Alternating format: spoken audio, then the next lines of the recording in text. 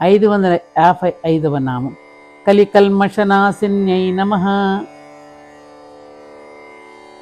కలియుగ మలినములను పోగొట్టునది, మాయను తొలగించు జ్ఞానస్వరూపిణి. ఈ నామం ప్రతిరోజు జపించాలి నాన్న. మనం కలికల్మషనాశిన్యై నమః అంటూ కనుక మనం చరించుకుంటూ పోయామనుకో, కలి మన దగ్గరికి రాడు.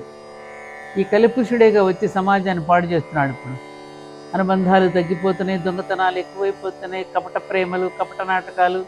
ఏమ్మా, ఇవన్నీ దేనివల్ల? కలి వల్లే కదా. రాష్ట్రాలు విడిపోవటం, ప్రాంతాలు విడిపోవటం, మనుషులు విడిపోవటం, భార్యాభర్తలు విడిపోవడం. కలి అంటేనే అర్థం విడిపోవుట, విభేదించుట అని అర్థం. వాడి వల్లే కదా ఈ దరిద్రమంతా పట్టుకుంది మనకి. అందుకని కలిపురుషుడు చెడ్డవారినే ఎప్పుడు కూడా సహకరిస్తూ ఉంటాడు. మనం మామూలుగా అనుకుంటుంటాం ఏంటంటే మంచి వాళ్ళకే కష్టాలు వస్తుంటాయి. మంచి వాళ్ళకి ఎందుకు వస్తాయి? మంచి వాళ్ళకి దేవుడు ఉన్నాడు. కలిపురుషుడు చెడ్డవాళ్ళని ఆదుకుంటూ ఉంటాడు. వాడి లక్షణాలని అవేగా, ఇంకా వాళ్ళతోనే స్నేహం చేస్తాడు. అందుకని ఈ కలికల్మషనాశిని నామాన్ని మనం చెప్పించిన కలి మన దగ్గర రాలేడు. అమ్మవారు రానివ్వదు మన దారికి, మన దగ్గరికి రానివ్వదు. బాగా ఇది తప్పనిసరిగా నేను చెప్తున్నాను, మళ్ళీ మళ్ళీ చెప్తున్నా, ప్రతి ఒక్కరూ ప్రతి ఇంట్లో కలికల్మషనాశిని అని మన నామాన్ని జపం చేస్తే కలి మన ఇంట్లోకి మన ఒంట్లోకి రాకుండా మనల్ని కాపాడుకుంటూ ఉంటుంది అమ్మవారు. ఒకరు కాక ఇద్దరుంటే ఆ ఇద్దరి మధ్య ఏం తేడా ఉందో తెలుసుకోవడానికి ప్రయత్నించడం అనేది కలియుగ లక్షణం. దాన్నే కలికల్మషం లేదా కలియుగ మలినం అంటారు. అమ్మవారు ఇటువంటి కలికల్మషాన్ని నాశనం చేస్తుంది. ఈ కల్మషం నివారణ కాకపోతే ఏమవుతుంది? మదం ఎక్కుతుంది, అంటే పొగరెక్కుతుంది. ద్వేషం మొదలైనవన్నీ కూడా మనలో వచ్చేస్తూ ఉంటాయి. ఉదాహరణకి గోడ మీద నుంచుని ఉన్నప్పుడు ఎవరైనా పడతావో జాగ్రత్త అంటే గోడ మీద నుండి పడకపోవడం అలా ఉన్నవారిని శకుని పక్షి, అట్టే వాగమాకు అంటాం మనం. నీవు జాగ్రత్తకో అదే అంటాను చూడు, మంచికి పోతే చెడేది ఏంటండి అని అలా చెప్తే దాన్ని అలా తీసుకుంటారనమాట. రే శకుని పక్షి అలా వాక్ అంటాం. ఇది మన పొగరును సూచిస్తుంది. తీరా హడావిడిలో గోడ మీద నుండి పడిపోతే గుడ్లగోబుల అన్నే అన్నాడు, ఆడు పడ్డాడు అంటాం. ఇది మనలో వారిపై ద్వేషాన్ని సూచిస్తుంది. కలి అంటే ఇలాంటి అన్నీ చేస్తున్న కలి అంటేనే మాయా అని అర్థం చెప్పుకుంటే, మాయా సంబంధమైన అజ్ఞానాంధకారాన్ని పోగొట్టే జ్ఞాన ప్రకాశిక అని అర్థం చెప్పుకోవచ్చు. కలియుగ మలినములను పోగొట్టునది, మాయను తొలగించే జ్ఞాన రూపిణి అమ్మవారు. నాకు చాలా ఇష్టమైన నామం ఇది. నేను ఎప్పుడు చెప్తాను, కలి మన దేవుడికి రాలేదు నాన్న. ఎలా రాలేదంటే, సీతాదేవి రావణాసురుడు వస్తుంటే ఒక గడ్డి పరకను మంత్రించి పెడుతుంది చూడు, అట్లా కలిపురుషుడు కూడా మన దరి చేరలేడు ఇది కనుక చెప్పించుకుంటే. ఎంతమంది ఇష్టపడతారో నాకు తెలియదు, కానీ ఏమిటి, మాకు రాగద్వేషాలు లేకుండా, మాలో ఈ రకమైనటువంటి మలినమైనటువంటి భావాలు లేకుండా ఉండాలి, మేము మంచిగా బ్రతికేటట్టు చేయాలని పెట్టుకునే వాళ్ళందరూ ఈ నామాన్ని చెప్పించారు. అక్కర్లేదని మేము ఆడాపడి ఎలా అయినా బ్రతికేస్తాం అనుకున్నవాడికి ఏం చెప్పినా ఉపయోగం. అందుకని మేము అలా బ్రతకలేకపోతున్నామండి, బ్రతకాలని మాకున్నా మేము బ్రతకలేకపోతున్నామే అనుకుంటాం సాధారణంగా. అలాంటి వాళ్ళకి పనికి వస్తుందిగా, అలా బ్రతకగలగడానికి ఈ నామం పనికి వస్తుంది కదా మంచిగా. 556వ నామం కాత్యాయన్యై నమః. కాత్యాయని అంటే కాత్యాయని దేవి. అమ్మవారు కతుడనే మునిపుంగవుని యొక్క ఆశ్రమంలో పుట్టి పెరిగిందనే ఒక కథ ఉంది. ఈ కారణం వలన అమ్మవారిని కాత్యాయని అన్నారు. భండాసురాది అజ్ఞాన భావాలను సంస్కరించి పరిష్కరించడం కోసం సకల దేవత సమిష్టి రూపంగా చిదగ్గని కొండలో నుంచి ఆవిర్భవించిన అమ్మవారిని కాత్యాయని అని కూడా అంటారు. అమితమైన తేజస్వరూపుడైన అమ్మవారు కాత్యాయని అని పిలువబడుతుంది. సీతాదేవి కాత్యాయని వ్రతం, రుక్మిణీదేవి సీతాదేవి ఈ కాత్యాయని వ్రతం చేసేవారట. కతుని ఆశ్రమంలో పుట్టి పెరిగింది కాబట్టి కాత్యాయని. అమితమైనటువంటి తేజస్వరూపిణి, సకల దేవత సమిష్టి రూపము అని నామానికి అర్థం. 557వ నామం కాలహంత్రై నమః. కాలమును హరించునది అని అర్థం. మనుషుల మధ్య జరిగే సంభాషణాదుల్లో మనం మాట్లాడుకుంటున్నాం అనుకో, ఆ మాట్లాడుకునే సంభాషణాల్లో వాగ్దేవిగా ఉండి సంభాషించే వారికి గుర్తు రాకుండా కాలాన్ని హరించేది కాబట్టి కాలహంత్రి అని మాకు అర్థం. మాకు టైమే తెలియలేదండి మాట్లాడుతూ ఉంటే అని అంటుంటారు చూడు. అది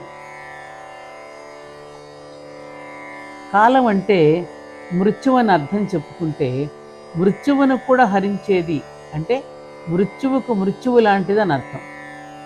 మహాప్రళయంలో సమస్తము కాలవశం అయిపోయినా అమ్మవారు మాత్రం సాక్షిభూతురాలుగా మిగిలి ఉంటుంది. అంటే ప్రళయం అనే మృత్యువుకి ఎదురు నిలబడి తనపై ఆ మృత్యువు ఆటలు సాగనీయక ఆ మృత్యువుకు కూడా పైన ఉండేది కాబట్టి అమ్మవారు కాలహంత్రి. ఈ భావన ఇంకా అర్థం కావాలంటే మనం కళని స్వప్నం అంటాం చూడు, ఉదాహరణగా చెప్పుకోవాలి. సృష్టికర్త సృష్టి ఎలా చేస్తున్నాడో తెలుసుకునేందుకు ఉదాహరణగా స్వప్నం మనకు బాగా ఉపకరిస్తుంది. కళలో మనం కళలో మనం పాత్రలు, సన్నివేశాలు అన్నీ కళలు కనేవాడితోనే చేయబడతాయి.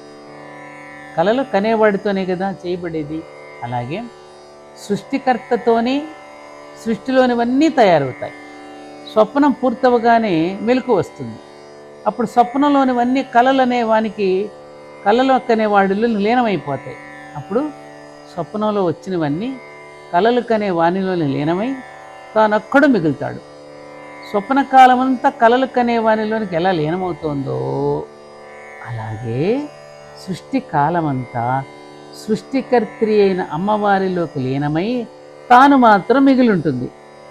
ఇలా తనలోకి లీనమైన కాలం గల అమ్మవారిని కాలహంత్రి అంటారు. కాలమును హరించునది లేదా కాలమును హననము చేయునది అని నామానికి అర్థం. 555వ నామం కమలాక్ష నిషేవితాయై నమః. కమలాక్ష అంటే విష్ణుమూర్తి చేత, నీ ప్లస్ సేవిత అంటే నిషేవిత అంటే నిశ్శేషంగా సేవింపబడినది అని అర్థం. అంటే విష్ణుమూర్తిచే నిశ్శేషంగా సేవింపబడినది, కమల నయనములు కలవారిచే సేవింపబడినది, స్థితి ప్రకృతికి చిహ్నాలైన నామరూపాలతో ఉండే జీవుల ద్వారా సేవింపబడినది. కొంచెం విశేషంగా చెప్పుకుందాం దీన్ని. ఏమిటంటే కమలాక్షుడు అంటే విష్ణుమూర్తి. కమలాక్షునర్చించు కరములు కరములు. భాగవతంలో పోతన గారు చెప్తారే ప్రహ్లాదుడి నోటి ద్వారా. విష్ణుమూర్తి చేత అమ్మవారు అర్చింపబడిందని ఆదిశంకర్లు కూడా సౌందర్య లహరిలో శివశక్త్యాయుక్తో హరిహర విరించాదిభిరపి అన్న మొదటి శ్లోకంలోనే చెప్తారు. అంతేకాదు హరిస్త్వామారాధ్య అన్న 5వ శ్లోకంలో మొదటి పాదంలోనే మొట్టమొదటిగా చెప్తారు. ఎవరు? శంకరాచార్యులు వారు.